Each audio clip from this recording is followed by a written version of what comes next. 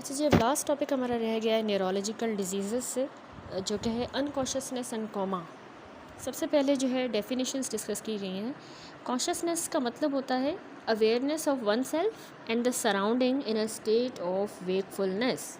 ठीक है, अपने आप का भी पता हो और अपनी सराउंडिंग्स का भी पता हो। जब हम होश और हवास में हों तो उसको हम कहते हैं कॉन्शियसनेस। ठीक है, यानी याद रखें कि कॉन्शियसनेस में दो चीज़ें आती हैं। एक तो वेकफुलनेस है, ठीक है, पेशेंट जाग रहा है, अवेक है, जो हमारा ब्रेन स्टेम का हमारा रेटिकुलर एक्टिवेटिंग सिस्टम हमारा अरोजल को, वेकफुलनेस को कंट्रोल कर रहा होता है, जो हम होश में हैं। ठीक है, इसमें हमारी आंखें भी खुली हैं और हम अलर्ट हैं। तो वेकफुलनेस। दूसरी आती है कॉन्शियसनेस में अवेयरनेस। वेकफुलनेस के साथ अवेयरनेस भी होनी चाहिए। अवेयरनेस एक कॉन्शियसनेस का कंटेंट है, यानी हम अवेयर हैं, हम चीज़ों को परसीव कर रहे हैं, हम इंफॉर्मेशन को प्रोसेस कर रहे हैं, सोच रहे हैं, महसूस कर रहे हैं, इन्वायरमेंट के बारे में, अपने आप के बारे में भी। ठीक है, तो उसी में कॉग्निशन भी आ जाती है, हमारी अटेंशन, हमारी मेमोरी, लैंग्वेज, ये सारी अवेयरनेस में आती हैं। तो वेकफुलनेस और अवेयरनेस दो चीज़ें आप याद रखें, मिलाकर बनता है कॉन्शियसनेस। जो बंदा फुली कॉन्शियस है तो मतलब वो दोनों है, अवेक भी है और वो अवेयर भी है। ठीक है, तो दोनों चीज़ें आ जाती हैं इसमें। अब दूसरी कंडीशन बता रहा है clouding of consciousness. Clouding of consciousness क्या चीज़ है? Clouding of consciousness is a reduced wakefulness और अवेयरनेस, यानी माइल्ड टू मॉडरेट अगर मेंटल क्लैरिटी में रिडक्शन आ जाती है तो उसको हम कहते हैं क्लाउडिंग ऑफ कॉन्शियसनेस। ठीक है, ये सबसे पहला साइन होता है ब्रेन डिसफंक्शन का, जो कि बंदे के, इंसान की कॉन्शियसनेस को अफेक्ट करता है। तो उसको कहते हैं क्लाउडिंग ऑफ कॉन्शियसनेस, यानी कमी आ गई है उस वेकफुलनेस या अवेयरनेस में। इसमें फ़र्दर कुछ आती हैं की कैरेक्टरिस्टिक क्लाउडिंग ऑफ कॉन्शियसनेस में। या तो वो इंसान जो है माइल्डली उसकी अटेंशन इम्पेयर होगी, या तो उसकी अलर्टनेस कम हो जाएगी, थोड़ा डिसोरिएंटेड हो सकता है, स्लाइट डिफ़िकल्टी होगी उसको, स्लाइट थोड़ा सा, with time place and person. और थिंकिंग जो है वो भी उसकी कम हो सकती है, कॉग्निशन भी। ठीक हो गया। तीसरा है sleep. Sleep a mental state of mental and physical inactivity. ठीक है, हम जो सोते हैं, स्लीप जो है मेंटल और फिज़िकल हमारी इनएक्टिविटी होती है, from which subject can be arose, उसको उठाया जा सकता है। ठीक है, ये नेचुरल होता है, हमारी बॉडी माइंड रेस्ट कर रहे होते हैं, पीरियोडिक स्टेट ऑफ रेस्ट में होते हैं, जिसमें हमारी सेंसरी अवेयरनेस कम होती है और हमारी वॉलंटरी मसल एक्टिविटी भी डिक्रीज होती है। ठीक है, तो मतलब मेंटल एंड फिज़िकल इनएक्टिविटी है, कंप्लीट शटडाउन नहीं हुआ, इनएक्टिव हुए हैं। ठीक है, तो इसके की एस्पेक्ट क्या है कि स्लीप में आपने दो चीज़ें याद रखनी है। एक तो इसमें अरोजल है कि मतलब डीप जो अनकॉन्शियसनेस होती है, जैसे कॉमा, उसके बरक्स यहाँ स्लीप जो है उसको उठाया जा सकता है, अरोजल होता है इसमें। ठीक है, दूसरा स्लीप के कुछ साइक्लिक नेचर होती है, हमने पढ़े हुए हैं, non rapid eye movement sleep, rapid eye movement sleep. ठीक है, और ये रिवर्सिबल है, कॉमा इरिवर्सिबल होता है, ब्रेन डेथ या कॉमा, लेकिन स्लीप को उठाया जा सकता है, स्लीप सोए हुए बंदे को, तो इट इज़ रिवर्सिबल। अगली कंडीशन है stupor. Stupor is a abnormal sleepy state from which the patient can be aroused by stimuli that may need to be repeated और विगरसली अप्लाइड। याद रखिएगा, है ये एबनॉर्मल स्लीपी स्टेट ही होती है जहाँ पर हम उस इंसान को, उस पेशेंट को उठा सकते हैं। कैसे? स्टिमुलाई से, जो स्टिमुलाई हम उसको बार बार अप्लाई करें या विगरसली अप्लाई करें। ठीक है, यानी हम ऐसा भी कह सकते हैं कि स्टूपर बहुत ज़्यादा सिग्निफिकेंट डिप्रेशन हो गया है पेशेंट के कॉन्शियसनेस का, रादर देन क्लाउडिंग। ठीक है, उसकी कॉन्शियसनेस सिग्निफिकेंटली डिप्रेस हुई है, तो उसको हम कहते हैं स्टूपर। तो पेशेंट बहुत ज़्यादा डीपली ड्राउजी है, या रूटीन स्टिमुलाई जो हम देंगे तो उस पर अनरिस्पॉन्सिव है, तो उसके लिए हमें कैसा स्टिमुलाई देना होगा? Strong, repeated and vigorous. Strong कैसे? जैसे हम या तो लाउड वर्बल कमांड बोलें, या तो उसको शेक करें, पेशेंट को हिलाएं ज़ोर से, तो स्टूपर में इस तरह करना पड़ता है। रिपीटेड, बार बार स्टिमुलस दें। विगरसली, जैसे एक्सटर्नल रब करें, पिंचिंग करें, या उसके नेल बेड्स पर प्रेशर दें, तो स्टूपर ऐसी कंडीशन होती है, यानी डीप अनकॉन्शियसनेस वाली होती है। एबनॉर्मल स्लीपी स्टेट है जिसमें विगरस या रिपीटेड स्टिमुलाई से पेशेंट को अरोज किया जाए। देन है confusion. Confusion is a state of altered consciousness in which the patient are bewildered and misinterpret the world around them, यानी confused state है। यानी डिसऑर्गेनाइजेशन हो गई है, उसके सोचने की प्रोसेस और उसकी परसेप्शंस जो हैं वो डिसऑर्गेनाइज हो गई हैं, जिसकी वजह से उसको जो रियलिटी है उसको समझने में मुश्किल हो रही है, डिस्टोर्टेड है। ठीक है, जो हमने क्लाउडिंग ऑफ कॉन्शियसनेस पढ़ा था, क्लाउडिंग, तो उसमें अवेयरनेस थोड़ी सी कम हो गई थी, रिड्यूस हो गई थी लेवल ऑफ अवेयरनेस। यहाँ कन्फ्यूजन में कंटेंट और क्वालिटी ऑफ अवेयरनेस भी रिड्यूस हुई है। ठीक है, तो यानी डिसओरिएंटेड है पेशेंट, उसको नहीं पता कि वो कहाँ है, क्या टाइम हो रहा है, उसके आसपास कौन लोग हैं। दूसरा बिविल्डरमेंट होता है कि वो पजल्ड है, लॉस, मतलब ऐसा लग रहा है कि मैं खो गया हूँ, lost, sense of being lost. ठीक है, इसी तरह miss interpret the world around them, उसके आसपास जो चीज़ें हैं, नर्स को वो फैमिली मेम्बर कह रहा होगा, ठीक है, हॉस्पिटल को वो अपना घर कह रहा होगा। तो इस तरह की सेंसरी इन्फॉर्मेशन वो सही से नहीं समझ रहा, उसको मिस इंटरप्रिटेशन कह रहे हैं, तो ये कन्फ्यूजन में होता है। इसी तरह कन्फ्यूजन में जो पेशेंट होता है वो सही से सोच नहीं पाता है और मेमोरीज़ नहीं बना पाता, रिकॉल नहीं कर पाता पिछले इवेंट्स, और कमांड और इंस्ट्रक्शन को फॉलो करने में भी उसको मुश्किल होती है। ठीक है, तो कन्फ्यूजन जो है माइल्ड से सीवियर भी हो सकती है, किसी मेडिकल कंडीशन का जो है सिम्टम हो सकती है, इन्फेक्शंस में हो सकता है, मेटाबॉलिक इम्बैलेंस में भी पेशेंट कंफ्यूज होता है, या किसी मेडिकेशन का साइड इफ़ेक्ट। स्टूपर जो हमने ऊपर डिस्कस किया, एबनॉर्मल स्लीपी स्टेट, जिसमें विगरस स्टिमुलाई से ही पेशेंट होश में आएगा। तो जब पेशेंट उसको जब हम अरोज़ करेंगे तो वो थोड़ी देर तक ही मिनिमल या ब्रीफ उसका रिस्पॉन्स होगा, वो बस अपनी आंखें खोलेगा, ग्रॉन करेगा और मतलब कम्प्लीटली वो होश में नहीं आएगा। ठीक है, और दोबारा वो स्टूपरस स्टेट में चला जाएगा जैसे ही हमने स्टिमुलस रिमूव किया। तो एक्चुअली स्टूपर जो है profound level of brain dysfunction को इंडिकेट करता है। ठीक है, कन्फ्यूजन भी हो गया, स्टूपर हो गया। अब आता है delirium. Delirium is an abnormal state in which there is a confusion and often hallucination. Delirium में दोनों चीज़ें होंगी, कन्फ्यूजन भी होगी, हेलुसिनेशन भी होगी। ठीक है, ये एक ऐसा सिंड्रोम है, यानी कलेक्शन ऑफ सिम्टम्स है। होता ये एक्यूट ऑनसेट का है, fluctuating course of disturbed attention and awareness. ठीक है, उसको अटेंशन अवेयरनेस ये चीज़ें नहीं है, वो कन्फ्यूज्ड है, साथ में उसको कॉग्निटिव डिस्टर्बेंस भी होगी। यानी डेलीरियम याद है कि एक्यूट होता है, सडनली होता है या घंटों से दिनों के अंदर डेवलप होता है, जिसमें फ्लक्चुएटिंग कोर्स होता है। सिम्टम्स यानी throughout the day worsen भी होंगे, इम्प्रूव भी होंगे, रात के टाइम पे ज़्यादा वर्स होंगे तो उसको सन डाउनिंग कहते हैं। दूसरा, अटेंशन में जो है ना डिस्टर्बेंस होगी। जो डेलीरियम है, डेलीरियम वाला पेशेंट फोकस नहीं कर पाएगा। ठीक है, अटेंशन उसकी शिफ्ट होगी, ये इसका हॉलमार्क होता है, फोकस नहीं करेगा सस्टेन, और शिफ्ट अटेंशन होगी उसकी।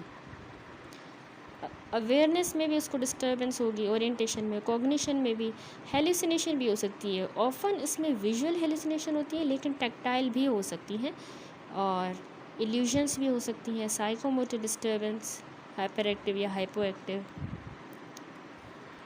यानी या तो हाइपर एक्टिव होगा एजिटेटेड रेस्टलेस, या हाइपो एक्टिव होगा लेथार्जिक सा चुप करके बैठा होगा, यह मिक्स्ड भी हो सकता है। दूसरा, इसका स्लीप वेक साइकिल भी अल्टर्ड होगा, इंसोम्निया हो सकता है, डे टाइम पे बहुत ज़्यादा नींद आएगी, सोमनोलेंस हो सकता है, या स्लीप पैटर्न रिवर्स हो सकता है। तो मतलब ये सारी चीज़ें डेलीरियम में आती हैं। सिंड्रोम है, एक कलेक्शन ऑफ सिम्टम होता है जिसमें अल्टर्ड लेवल ऑफ कॉन्शियसनेस ही है, यानी इसमें एबनॉर्मल स्टेट है जिसमें कन्फ्यूजन भी है और ऑफन हेलुसिनेशंस भी होंगी। तो याद रखिए डेलीरियम एक मेडिकल इमरजेंसी होती है और उसमें ये किसी अंडरलाइंग मेडिकल इशू को जो है इंडिकेट करता है, स्पेशली ओल्डर एडल्ट्स में। ठीक हो गया। लास्ट है कोमा। कोमा एक ऐसी स्टेट होती है अनअरोजेबल अनरिस्पॉन्सिवनेस की। ठीक है, अनअरोजेबल अनरिस्पॉन्सिवनेस, जो मोस्ट सिवियर डिप्रेशन है कॉन्शियसनेस का, वो है कोमा। बहुत ज़्यादा सिवियरली उसकी कॉन्शियसनेस डिप्रेस हो गई है। ठीक है, कम्प्लीटली इसमें पेशेंट अनकॉन्शियस होता है, बेहोश होता है, उसको हम किसी भी फॉर्म की स्टिमुलेशन से उठा नहीं सकते। जिस तरह स्टूपर में विगरस या रिपीटेड से उठा रहे थे, यहाँ कोमा में वो नहीं उठेगा। ठीक है, पेनफुल स्टिमुलाई से भी नहीं। तो इसकी की कैरेक्टरिस्टिक होती है, ना तो उसमें पेशेंट आंखें खोलेगा, ना ही कोई पर्पसफुल मूवमेंट करेगा, स्लीप वेक साइकिल भी उसमें एब्सेंट होते हैं, ब्रेन स्टेम रिफ्लेक्स उसके जो है ना इम्पेयर होंगे। ठीक है, डिपेंड करता है कितनी सिवेरिटी है, क्या कॉज है, उसका pupillary light reflex, corneal reflex, gag reflex, ये एब्सेंट हो सकते हैं। और वो अपने एयरवे को भी प्रोटेक्ट नहीं कर पाएगा, जिसकी वजह से फिर हमें इंट्यूबेशन करनी पड़ती है। ठीक है, कोमा भी मेडिकल इमरजेंसी है, मतलब बहुत ज़्यादा ब्रेन डिसफंक्शन हो गया सिग्निफिकेंट स्ट्रोक की वजह से, इन्फेक्शन या इंजरी या कोई ओवरडोज, कोई भी वजह हो सकती है। ठीक हो गया, तो ये सारे हो गए डेफिनेशंस अनकॉन्शियसनेस और कोमा से रिलेटेड। नेक्स्ट अब आता है ग्रेडिंग ऑफ कोमा। अच्छा, उसके बाद कुछ ये ग्रेडिंग है कोमा की। ठीक है, कोमा को ग्रेड किया गया है 4 में, ग्रेड 1, 2, 3 एंड 4। ग्रेड 1 में पेशेंट जो है वो वोकल कमांड को रिस्पॉन्ड करेगा अगर कोमाटोज पेशेंट है और ग्रेड 1 है। दूसरा ग्रेड 2 है maximum response to minimum stimuli. हमने कम से कम स्टिमुलाई दिया तो उस पर उसने मैक्सिमम रिस्पॉन्स दिया, लेकिन हमने मैक्सिमम स्टिमुलाई दिया, अब हमने स्टिमुलाई ज़्यादा भी दे रहे हैं लेकिन उसका रिस्पॉन्स मिनिमम है, तो वो ग्रेड 3 है। एंड हमने जो भी स्टिमुलाई दिया किसी पर भी वो रिस्पॉन्स ना किया तो वो ग्रेड 4 है। ठीक है, एक्चुअली मेनली ये ग्रेडिंग के जो है हम GCS के अकॉर्डिंग ही करते हैं। ठीक है, GCS बहुत इंपॉर्टेंट जो है, ग्लासगो कोमा स्केल यूज़ किया जाता है ग्रेडिंग के लिए। और ग्रेड के अलावा मतलब ये GCS वाला स्कोरिंग सिस्टम यूज़ किया जाता है। यानी आपके पास एक पेशेंट आया है, आप कैसे असेस करोगे? डिक्रीज लेवल ऑफ कॉन्शियसनेस के साथ आया है और उसकी अर्जेंट असेसमेंट हमने करनी होती है, ताकि हम एक तो कॉज को पता लगाएं और एयरवे कॉम्प्रोमाइज़ का अगर रिस्क है तो इसको एवेल्यूएट करें। ठीक है, तो उसके लिए ये GCS most widely recognised tool होता है। दो ये ओरिजिनली हेड इंजरीज़ के लिए डेवलप हुआ था, लेकिन जो अनकॉन्शियस आता है या अल्टर लेवल ऑफ कॉन्शियसनेस के साथ, तो उसमें भी हमने GCS करना होता है। ठीक है, कोई ऐसा कट ऑफ वैल्यू नहीं है, एक ऐसा पॉइंट एग्जैक्ट GCS का स्कोर नहीं है जिसके नीचे हम कहें कि पेशेंट अपने एयरवे को प्रोटेक्ट नहीं कर सकता, यानी एस्पायरेशन से या ऑब्स्ट्रक्शन से। लेकिन अगर उसका मोटर रिस्पॉन्स 5 से कम आ रहा है, 5 से बिलो है मोटर स्कोर, तो फिर हम कहते हैं कि इसको सिग्निफिकेंट रिस्क है एस्पायरेशन का और एयरवे कॉम्प्रोमाइज़ का। ठीक है, तो अब ये GCS देखें, शुरू में ही हमने डिस्कस तो किया था, लेकिन यहाँ भी इसने थोड़ा एक्सप्लेन किया है कि इसमें 3 कंपोनेंट को असेस करता है, eye opening E, best motor response M and verbal response V। ठीक है, और इनके जो स्कोर्स हैं वो डिफरेंट हैं। Glasgow Coma Scale are used to assess the severity of the brain damage following the head injury. It gives patient a score according to verbal, physical response and how easily they can open their eyes. तो eyes में देखें, एक तो score याद रखें कि 1 से लेके 4 तक होते हैं। ठीक है, आई में 4 कंपोनेंट है। 1, जब पेशेंट अपनी आंखें खोल ही नहीं रहा तो हम कहेंगे इसका स्कोर है 1। अगर हमने उसका थोड़ा पेन स्टिमुलस दिया, आंखें खोल ली पेन पर, तो हम कहेंगे 2।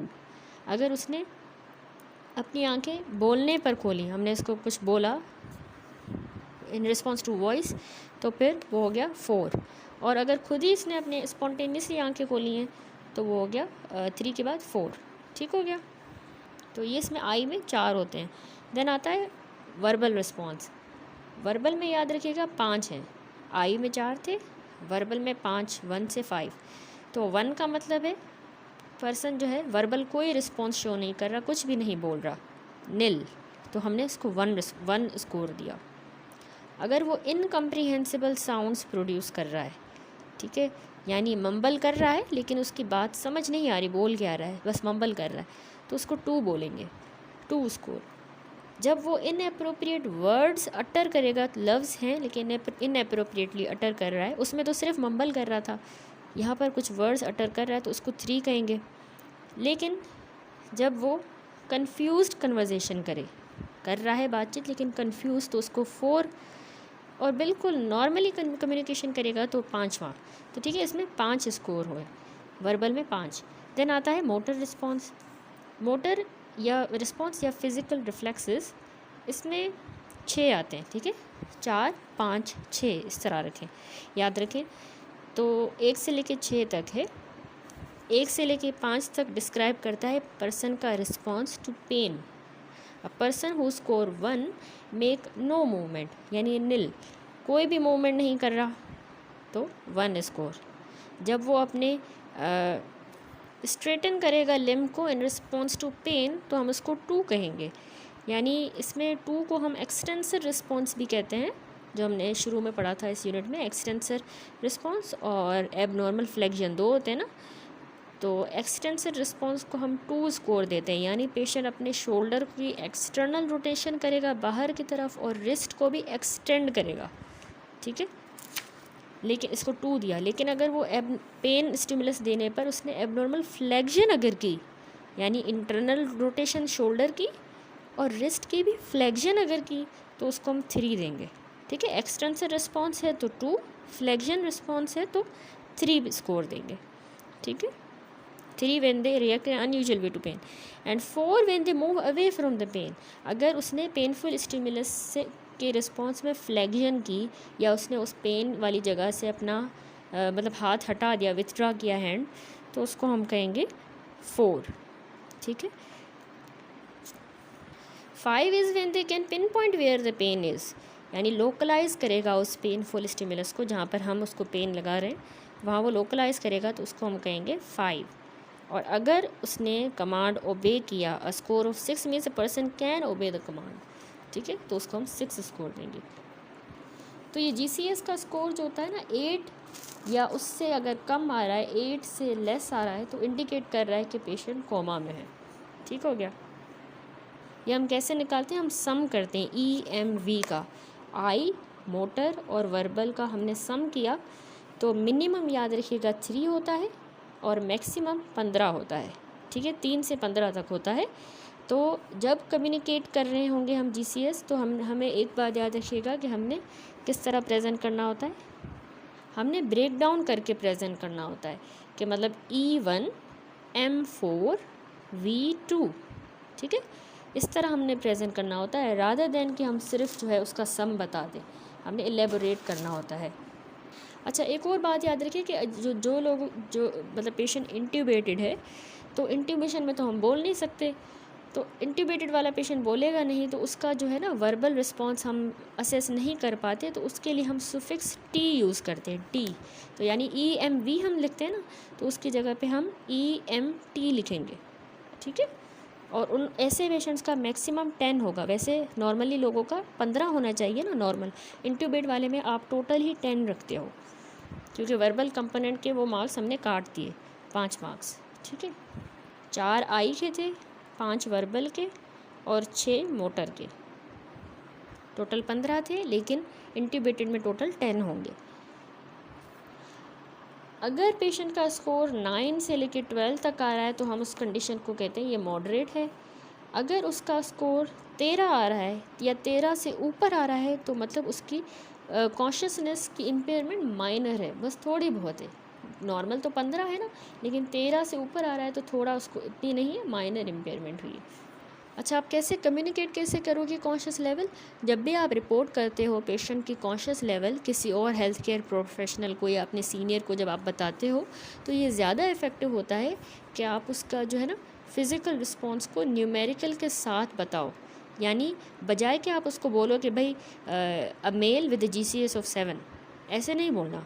इससे अच्छा ये है आप ऐसे बोलो, अ person who does not open his eyes, withdraws to pain and makes groaning noises have GCS of E1 M4 V2 making a total of 7, ठीक है। इस तरह आप बताओगे अच्छे तरीके से एलेबोरेट करके, तो ये बेटर वे होता है, बेस्ट वे होता है कॉन्शियस लेवल को कम्युनिकेट करने का, ठीक है। अच्छा, उसके बाद थोड़ा सा आप कॉमा को हम समझेंगे। कॉमा मैंने आपको बताया ना कि परसिस्टेंट स्टेट होती है डीप अनकॉन्शियसनेस की, जहाँ पर प्रैक्टिकली जो GCS है वो सस्टेन्ड रहे, या मतलब सस्टेन्ड रहे 8 तक या 8 से कम रहे, 8 या 8 से लेस, ठीक है। कॉमा में कॉमा का GCS आपने 8 याद रखना है, ठीक है। 8 हो गए, उससे कम होगा, परसिस्टेंट स्टेट है डीप अनकॉन्शियसनेस की। तो कॉमा के जो कॉजेज़ है ना, किस वजह से कॉमा हुआ है, वो बहुत से कॉजेज़ हैं। न्यूरोलॉजिकल भी हो सकते हैं, यानी कोई स्ट्रक्चरल या नॉन स्ट्रक्चरल ब्रेन डिजीज़ भी हो सकती है, या कोई नॉन न्यूरोलॉजिकल कॉज जैसे कि टाइप 2 रेस्पिरेटरी फेलियर, ठीक है। तो इसका कॉज का पता लगाना बहुत ज़रूरी होता है। कॉमा का मोड ऑफ ऑनसेट क्या था, कोई प्रेसिपिटेटिंग इवेंट, ये वाइटल पीस होते हैं इन्फॉर्मेशन के, जो कि हमें विटनेस से ऑब्जर्व करने होंगे, क्योंकि पेशेंट तो कॉमा में है, ठीक है। तो कॉमन जो एक वजह है बहुत बड़ी इस डायग्नोस्टिक डिले में, जो हमें कोमाटोज वाले पेशेंट में आती है, जो डिले होता है डायग्नोसिस का, वो यही होता है कि हम हिस्ट्री नहीं ले पाते एडिक्वेटली, क्योंकि पेशेंट कोमा में है, ठीक है। विटनेस भी अगर है तो मिल जाती है, वरना मुश्किल से ही मिलती है, ठीक है। तो ऑनसेट, परसिपिटेटिंग फैक्टर्स, ये सारी चीज़ें पता होनी चाहिए, और कॉजेज़ भी हमें पता होनी चाहिए। तो देखिए ये सारी इटियोलॉजी गिवन है, इसको हम समझेंगे, बहुत इंपॉर्टेंट है। कोमा के कॉजेज़ आपसे एग्जाम में पूछे जाएंगे। कुछ होते हैं सिस्टेमिक या मेटाबॉलिक कॉजेज़, मेटाबॉलिक डिस्टर्बेंस, ठीक है। दूसरा है ट्रॉमा की वजह से, जो उसमें लिखा नहीं हुआ, आप हेडिंग दे दें। अच्छा, उसने अंदर ही लिख दिया है इंट्राक्रेनियल में। ट्रॉमा एक अलग कॉज हो गया, एक हो गया मेटाबॉलिक डिस्टर्बेंस। इसके अलावा वास्कुलर भी एक कॉज है, vascular diseases, infections and others, ठीक है। तो ये डिफरेंट कॉजेज़ हैं कोमा के। तो इसमें सबसे पहले देखिए, अच्छा सबसे पहले मेटाबॉलिक कॉजेज़ आपको पता होने चाहिए, जिसमें आता है ड्रग ओवरडोज, ठीक है। एक बड़ी वजह है ड्रग ओवरडोज एंड पॉइजन्स, जैसे बारबिचुरेट्स, ऑर्गेनोफॉस्फोरस पॉइजनिंग से भी कोमा होती है, DDT, अल्कोहल से, एंटी डिप्रेसेंट्स ज़्यादा यूज़ करने से, और एंटी कन्वर्जन से भी, ठीक है। अगली बड़ी वजह है डायबिटीज़ मेलाइटिस। अब डायबिटीज़ में बहुत सी वजूहत हैं जो कोमा करवाएंगी। हाइपोग्लाइसीमिया, कीटो एसिडोसिस होती है, उसमें भी कोमा होता है, और हाइपर ओस्मोलर कोमा में, ठीक है। तो कलेक्टिवली डायबिटीज़ जो है वो करवा रही है कोमा। इसके अलावा हाइपोनेट्रीमिया, यूरीमिया, हेपेटिक फेलियर यानी hyperammonemia, hepatic failure, renal failure दोनों आ गए, ठीक है। इसी तरह इनबॉर्न एरर ऑफ मेटाबॉलिज्म, जिनकी वजह से हाइपर अमोनीमिया हो, यानी अमोनिया जिन वजूहत में बढ़ रही है, तो उसमें मतलब कोमा में जा रहे पेशेंट। इसी तरह बहुत ज़्यादा प्रोफाउंड एनोरेक्सिया के बाद जब रीफीड किया जाता है, तो उसमें भी हाइपर अमोनीमिया होता है, ठीक है। एंड हाइपोथर्मिया की वजह से भी पेशेंट कोमा में जाता है। ये फिज़िकल एजेंट्स में आ गया हाइपोथर्मिया, और हाइपोथायरॉयडिज्म भी लीड करता है टू कोमा, हाइपोथायरॉयडिज्म की वजह से। तो ये सारे हो गए मेटाबॉलिक डिस्टर्बेंसेस जो कोमा करवाएंगी। अगली ट्रॉमा भी एक बड़ी वजह है। ट्रॉमा में हेड इंजरी तो है, ठीक है, जिसको हम कहें कि सेरेब्रल कंट्यूजन की वजह से कोमा में जाएगा। दूसरा है ट्रॉमा में आता है एक्स्ट्रा ड्यूरल हेमाटोमा, सब ड्यूरल हेमाटोमा में, इनमें भी पेशेंट कोमा में जाएगा। डिफ्यूज़ एक्सोनल इंजरी में भी कोमा में जाएगा, ठीक है, डिफ्यूजली एक्सोन जब इंजर होंगे। थर्ड वजह आती है बड़ी वास्कुलर कॉजेज़, ठीक है। वास्कुलर डिजीज़ेस कौन सी करवाएंगी कोमा, उसमें आता है सब एरेक्नॉइड हेमरेज, वो हेमाटोमा था जो ट्रॉमा की वजह से बना था, अब सब एरेक्नॉइड हेमरेज है। ब्रेन स्टेम इन्फाक्शन या हेमरेज ब्रेन स्टेम की, ठीक है, तो वो भी लीड करेगा कोमा की तरफ। इसी तरह इंट्रा सेरेब्रल अगर हेमरेज होती है, कोमा हो जाएगा। And cerebral Venus sinus thrombosis, ठीक है। अब इन्फेक्शस कॉजेज़ पे आ जाएं। इन्फेक्शंस में जो मेनिंजाइटिस कोमा करवाएगी, encephalitis, cerebral abscess and systemic sepsis, ठीक है। सिस्टेमिक सेप्सिस में भी पेशेंट कोमा में जा सकता है। अदर कॉजेज़ में आता है एपिलेप्सी, एपिलेप्सी के अलावा ब्रेन ट्यूमर भी है अदर में, उसमें भी पेशेंट कोमा में जा सकता है। और इसी तरह एक होती है सूडो कोमा यानी फंक्शनल कोमा। तो मेन आपको जब हेडिंग्स याद होंगे तो आप अंदर लिख लेंगे कि कुछ मेटाबॉलिक कॉजेज़ हैं, ट्रॉमा, इन्फेक्शस कॉजेज़ भी हैं, वास्कुलर डिजीज़ेस एंड अदर्स, ठीक है। तो ये बहुत इंपॉर्टेंट टेबल है, आपने याद रखना है। अच्छा, अब जो है जब पेशेंट एक बार उस वो कार्डियो रेस्पिरेटरी स्टेबल हो गया, तो उसमें हमने फिर एग्जामिनेशन करनी होती है, जिसमें हमने क्या इंक्लूड करना है, एक्यूरेट असेसमेंट करनी है कॉन्शियस लेवल की, और थॉरो उसकी हमने जनरल मेडिकल एग्जामिनेशन करनी है, ठीक है। उससे पहले आप देखिए हिस्ट्री हम कैसे लेंगे। तो हिस्ट्री जब हम लेंगे कोमाटोज पेशेंट से, अच्छा उससे पहले एग्जामिनेशन देख लेते हैं, क्योंकि यहाँ इनाम दानिश में लिखी नहीं हुई कि हमने कुछ पहले क्लूज़ देखने हैं पेशेंट में, कि वहाँ पर उसको ड्रग अब्यूज़ के कोई इंडिकेशन तो नहीं है, उसके नीडल ट्रैक्स वगैरह, बॉडी पर रैश तो नहीं है, फीवर देखेंगे, इन्फेक्शन का कोई फोकल साइन जैसे नेक स्टिफनेस, क्योंकि मेनिंजाइटिस वगैरह में भी हो रहा था, हेड इंजरी का कोई एविडेंस, फोकल न्यूरोलॉजिकल साइंस, ठीक है। तो जो कॉजेज़ हैं उसके हिसाब से जो आपको रेलेवेंट फाइंडिंग मिल रही है वो आपने देखनी है। अगर कोई फोकल न्यूरोलॉजिकल साइन मिल रहा है तो इसका मतलब है पेशेंट को कोई स्ट्रोक या ट्यूमर जैसी कोई स्ट्रक्चरल इशू है, ठीक है। कुछ साइन जैसे अगर सिक्स नर्व की पाल्सी मिल रही है यानी आई मूवमेंट अफेक्ट हो रही है तो ये फाल्सली लोकलाइजिंग हो सकता है, यानी ये जनरलाइज रेज्ड इंट्राक्रेनियल प्रेशर की वजह से भी ये सिक्स नर्व की पाल्सी हो सकती है रादर देन कोई लेजन हो, ठीक है। इसी तरह ये बहुत ज़रूरी होता है कि हम नॉन न्यूरोलॉजिकल कॉजेज़ कोमा के जो हैं उनको रूल आउट करें जल्द अज जल्द, ठीक है। As a part of initial assessment हमने पेशेंट की जो ब्लड ग्लूकोज है, सोडियम है, हमने देखा ना हाइपो या हाइपर ग्लाइसीमिया, नेट्रीमिया, इनसे भी हो रहा था। तो ब्लड ग्लूकोज, शुगर, सोडियम ये अर्जेंटली हमने मेजर करने हैं। अगर अक्यूट हाइपोनेट्रीमिया, लो सोडियम है या हाइपोग्लाइसीमिया है तो उसको हम आराम से ट्रीट कर सकते हैं, इरिवर्सिबल ब्रेन डैमेज से बचा सकते हैं अगर हमने उसको जल्द अज जल्द एड्रेस ना किया तो, वरना इरिवर्सिबल ब्रेन डैमेज होगा, ठीक है। तो फर्दर इन्वेस्टिगेशन और मैनेजमेंट क्या होंगी डिक्रीज कॉन्शियसनेस की।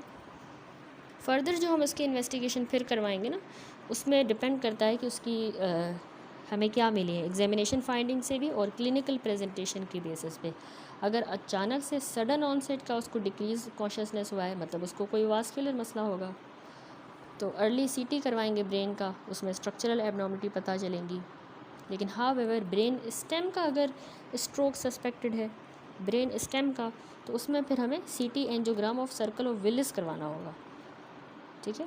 एज ए नॉन कंट्रास्ट सीटी offer appear normal, non contrast वाला नॉर्मल होगा इसलिए फिर ब्रेन स्टेम वाले में हमें सीटी angiogram of circle of Willis करना होगा।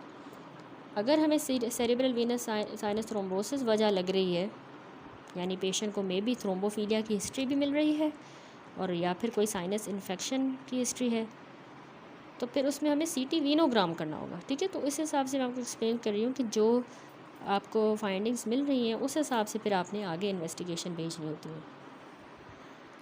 अगर हिस्ट्री आपने ली, हिस्ट्री में आपको इन्फेक्शन का कोई साइन मिला या सटल रेडियोलॉजिकल फाइंडिंग्स मिली जो सजेस्ट कर रही हैं मेनिंजाइटिस या एनसेफेलाइटिस, तो ऐसे केस में फिर इन्फेक्शन वाले में आपने ब्रॉड स्पेक्ट्रम एंटीबायोटिक स्टार्ट कर देने होते हैं और एंटीवायरल्स भी immediately while awaiting for more definitive diagnostic information. बाकी जो वजूहत हैं रिड्यूस कॉन्शियसनेस की है जैसे ड्रग रिलेटेड, मेटाबॉलिक या हेपेटिक इशू, ये फिर हम बाकी जो चैप्टर्स हैं रेलेवेंट उनमें पढ़ेंगे।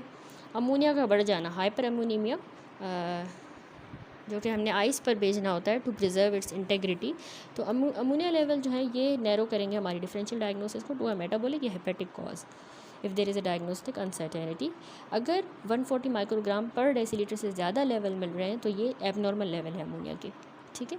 इसी तरह कुछ साइकेट्रिक कंडीशंस में भी होता है जैसे कैटाटोनिक डिप्रेशन या ऑटोइम्यून इंसेफेलाइटिस, उनमें भी कॉन्शियसनेस इम्पेयर होती है लेकिन ये डायग्नोस्टिक ऑफ एक्सक्लूजन है। तो अब ये हिस्ट्री देखें, कोमाटोज पेशेंट की इमरजेंसी रूम स्टाफ जो है will need as much information as possible from the family या friends about what happened to the affected person, coma से पहले उसको क्या हुआ। On the way to the hospital you may be asked the following question while riding in the ambulance, यानी ambulance में भी आप उनसे ये सवाल पूछ सकते हैं कि क्या इनको जो कोमा है अचानक से स्टार्ट हुई है या ग्रेजुअली हुई है, ये पहले पूछना है ऑन सेट, ठीक है। तो were their problem with vision, ठीक है, बिनाई जो है धुंधला तो नज़र नहीं आया तो विजन से कोई प्रॉब्लम या चक्कर तो नहीं आए, या उससे पहले नमनेस मतलब सेंसरी फोकल न्यूरोलॉजिकल डेफिसिट को आप रूल आउट कर रहे हो तो नमनेस वगैरह ये भी पूछनी है, ठीक है। इसी तरह आप पूछोगे कि क्या जो अफेक्टेड पर्सन है उसको डायबिटीज़, सीजर्स या स्ट्रोक की हिस्ट्री रही है पहले पास्ट में। Did you notice any changes in the affected person's health in the time leading up to the coma, such as a fever, worsening headache? यानी उसको पहले इस अटैक से, इस कोमा से पहले बुखार तो नहीं था या वर्सनिंग हेडेक तो नहीं था, ये पूछना है। क्या आपने इस अफेक्टेड पर्सन में कोई चीज़ नोटिस की, ability to function in the time leading up to coma, such as frequent fall और कन्फ्यूजन, यानी कन्फ्यूज स्टेट तो नहीं थी कोमा से पहले, या फ्रीक्वेंट फॉल्स जिस तरह। अगर यानी इससे ये पता चलेगा कि ग्रेजुअल न्यूरोलॉजिकल डिटोरिएशन को हम पता लगाने में हमें मदद मिलेगी, ठीक है। फ्रीक्वेंट फॉल अगर हो रहे हैं यानी पेशेंट को गेट इंस्टेबिलिटी है तो कोई न्यूरोलॉजिकल इशू हो सकता है, उसको बार बार जिसकी वजह से वो गिर रहा था तो उसकी हिस्ट्री आपने पूछनी है, या किसी ड्रग का इफ़ेक्ट, क्रोनिक ड्रग का इफ़ेक्ट हो सकता है, ठीक है। इसी तरह अगर कन्फ्यूजन का हम पूछ रहे हैं, encephalopathy, liver kidney failure, infection, इनको बताएगा अगर कन्फ्यूजन है तो। इसीलिए हमने मेटाबॉलिक डिरेंजमेंट्स के या की साइन होता है ना एंसेफेलोपैथी, तो इसलिए ये चीज़ें पूछनी है, कन्फ्यूजन वगैरह। Did the affected person use any prescription या नॉन प्रिस्क्रिप्शन ड्रग, तो नहीं ले रहा था क्योंकि ड्रग इंड्यूस्ड कोमा भी होता है। प्रिस्क्रिप्शन ड्रग में ओवरडोज अगर उसने ले लिया हो, सेडेटिव्स का, ओपियोइड, इंसुलिन का या कोई और मेडिकेशन जो अनकॉन्शियसनेस कराए, ठीक है। इसी तरह non prescription drugs, over the counter या इलिसाइड ड्रग्स तो नहीं ले रहा, अल्कोहल, रिक्रिएशनल ड्रग या ओवर द काउंटर मेडिकेशंस का यूज़, ठीक है। क्योंकि ये इन्फॉर्मेशन बहुत ज़रूरी है। अगर उसने ओपियोइड का ओवरडोज लिया है तो आप उसी वक्त उसको नैलोक्सोन दे के ट्रीट कर सकते हो, एंटीडोट, ठीक है। तो ये चीज़ें भी आपने prescription non prescription drug history में पूछनी है। तो आपने ऑनसेट पूछा, अक्यूट है, ग्रेजुअल, क्योंकि अचानक होने वाले स्ट्रोक वगैरह हो सकता है, सीवियर हेड इंजरी हो सकती है, ठीक है, या कोई हाइपोग्लाइसीमिया या ड्रग ओवरडोज। अगर ग्रेजुअल ऑनसेट है, घंटों से दिनों में इसको हुआ है कोमा, प्रोग्रेस किया है, तो ये ट्यूमर हो सकता है, हेमाटोमा, इन्फेक्शन हो सकता है, ठीक है, मेटाबॉलिक डिस्टर्बेंस हो सकती है। फिर आपने ऑनसेट के बाद विजन, डिजीनेस, नमनेस, ये चीज़ें पूछी। देन आपने पूछना है कि कोई हिस्ट्री तो नहीं है डायबिटीज़ की, सीजर्स की या स्ट्रोक की, ठीक है। डायबिटीज़ की है तो हाइपोग्लाइसीमिया आपको इशारा मिल सकता है, डीके, हाइपरोस्मोलर कोमा, तो डायबिटीज़ तो लाजमी पूछना है। सीजर्स के बारे में पूछना है, पहले हुए तो नहीं है, तो अभी ये स्टेटस एपिलेप्टिकस हो सकता है, ठीक है, या पोस्ट इक्टल स्टेट हो सकती है जिसकी वजह से ये कोमा में है, तो सीजर्स का पूछना। और स्ट्रोक का भी पूछना है कि पहले इस तरह का इवेंट हुआ है, तो प्री एग्जिस्टिंग कोई न्यूरोलॉजिकल डेफिसिट हो सकता है। देन आपने पेशेंट्स पूछना है कि आपने कोई बुखार या वर्सनिंग हेड एक ऐसी चीज़ नोट की, क्योंकि बुखार अगर होगा तो मेनिंजाइटिस, इंसेफेलाइटिस, सेप्सिस, इन चीज़ों की तरफ आपका इशारा जाएगा। तो आपने फ़ीवर का ज़रूर पूछना है। Worsening headache of my life किस में हम कहते हैं, सब एरेक्नोइड हेमरेज का कैरेक्टरिस्टिक है, तो इस तरह का वर्सनिंग हेडेक तो नहीं है। या कोई इंट्राक्रेनियल प्रेशर। लास्ट अब ये रह गया nursing care in coma. Nurse जो होती है बहुत इंपॉर्टेंट रोल प्ले करती है in the care of the unconscious patient, यानी कोमाटोज पेशेंट की केयर के लिए, ताकि उसको पोटेंशियल कॉम्प्लिकेशंस ना हो, रेस्पिरेटरी जैसे डिस्ट्रेस, नमूनिया ना हो जाए, एस्पायरेशन, प्रेशर एंड अल्सर्स ना हो। तो किस तरह से वो करेगी, सबसे पहले तो मेंटेनिंग द पेटेंट एयरवे, ठीक है। एयरवे, क्लियर एयरवे पैरामाउंट होता है अनकॉन्शियस पेशेंट में, क्योंकि उनमें एस्पायरेशन का खतरा होता है और ऑब्स्ट्रक्शन का। तो क्या करेंगे कि हेड एंड जो होता है बेड का, उसको एलिवेट करेगी कुछ डिग्री तक, 30 to 45 डिग्री तक, ठीक है, अनलेस कि वो कॉन्ट्रा इंडिकेटेड है। कौन सी कंडीशन में कॉन्ट्रा इंडिकेटेड होता है, स्पाइनल इंजरीज़ में, ठीक है, उसमें थोड़ी सी प्रिकॉशन लेनी होगी। तो उसको हेड एंड को एलिवेट करेंगे और ताकि प्रिवेंट हो, एस्पायरेशन ना हो। दूसरा, positioning of the patient in the recovery position, जिसको हम कहते हैं लेटरल या सेमी प्रोन पोजीशन। उससे क्या होगा, जो टंग होती है ना वो पीछे की तरफ नहीं जाएगी और ऑब्स्ट्रक्ट नहीं करेगी एयरवे को। दूसरा, सिक्रीशंस भी ड्रेन होंगी, ठीक है, तो लेटरल पोजीशन में रखना होता है और इससे बैक पर भी प्रेशर कम पड़ेगा। तीसरा, सक्शनिंग।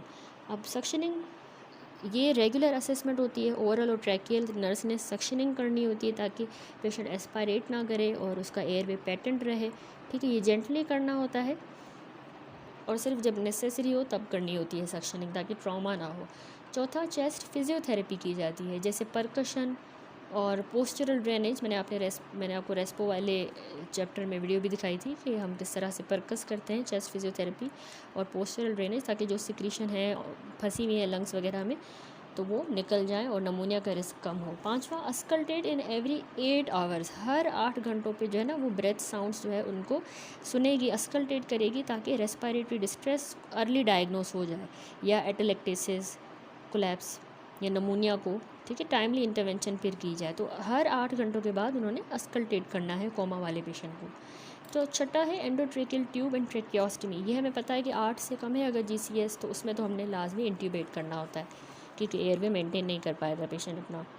देन आता है प्रोटेक्टिंग द क्लाइंट। अब अनकॉन्शियस पेशेंट जो होता है ना वो वल्नरेबल होता है टू वेरियस इंजरी, क्योंकि वो रिएक्ट नहीं कर पा रहा, कम्युनिकेट नहीं कर पा रहा, तो उस वजह से पैडेड साइड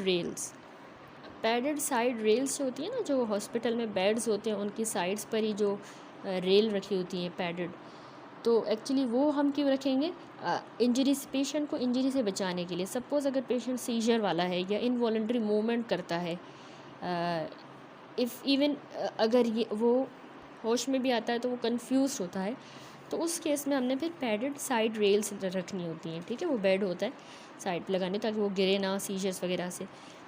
दूसरा रिस्ट्रेंट्स हम जो होता है ये सिर्फ ओनली लास्ट रिजॉर्ट होता है, व्हेन एब्सोल्युटली नेसेसरी, ताकि हम पेशेंट को जो है अपने आप को नुकसान पहुंचाने से बचाएं। यानी पेशेंट अपने आप को नुकसान ना दे, एक तो वो अगर बेड से गिर ना जाए, दूसरा वो ट्यूब्स वगैरह निकाल ना दे जो उसको हमने लगाई हैं, तो उसके लिए फिर हमें रिस्ट्रेंट्स लगानी होती हैं। और वो रिस्ट्रेंट्स भी स्ट्रिक्ट अडेयरेंस टू हॉस्पिटल पॉलिसी के साथ होंगी और उसकी रेगुलर असेसमेंट की जाएगी। तीसरा आता है इसमें take care to avoid any injury. इसमें यानी हमने केयरफुल हैंडलिंग करनी होती है रीपोजिशनिंग के दौरान, ताकि कोई भी ट्यूब टेढ़ी ना हो, किंक ना हो या डिसलॉज ना हो जाए। Number 4, talk with the client in between the procedure. बेशक वो पेशेंट जो है लेस इंटरेक्टिव है, डायरेक्ट इंटरेक्ट नहीं कर रहा, लेकिन फिर भी हमने जो है सेंसरी स्टिमुलेशन आगे हम डिस्कस करेंगे, उसमें भी आएगा सेंसरी स्टिमुलेशन और मेंटेनिंग द डिग्निटी। तो उसमें हमने पेशेंट के साथ जो है ना human voice, periods of less indirect interaction के दौरान भी हमने उससे बात करनी है ताकि पेशेंट ह्यूमन वॉइस को हेयर करे, सुने। Number 5, speak positively to enhance the self esteem and confidence of the patient. Although वो अनकॉशियस है, लेकिन पॉजिटिव रीइंफोर्समेंट और रिस्पेक्टफुल टोन जो है यही ऑलवेज अप्रोप्रिएट होता है, और ये केयरिंग एनवायरनमेंट भी कंट्रीब्यूट करता है। तो हमने अच्छे से पॉजिटिवली बात करनी है पेशेंट से, बेशक वो अनकॉशियस है।